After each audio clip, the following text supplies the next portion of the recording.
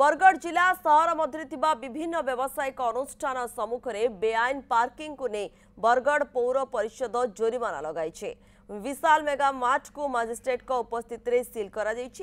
विशाल mega mart को 5 लाख टंका जोरिमाना लगाई बेले एक होटेल को 1 लाख और एक नर्सिंग होम को 2 लाख टंका जोरिमाना करा पूर्व गत 28 तारिख में 10 रु ऊर्ध्व व्यावसायिक अनुष्ठान को बेआईन पार्किंग पर नोटिस होता सूचना देते बरगढ़ पौराधिकारी देवानंद साहू। नोटिस तो 7-8टा प्लेस को होइछि बाकी एबे प्रथम थर एटा आमे ये करूछु यांको ऑलरेडी नोटिस दिया है बहुत समय भी दियाला काले जदी किसी पार्किंग दे तांकर सुविधा करियो बाकी से सब कॉलोनी बाध्य है कि आमे तांकर मार्ट को सील करछु परवर्ती समान जेतले संगर फाइन देबे से टाइम रे आमे तांको दुकान ओपन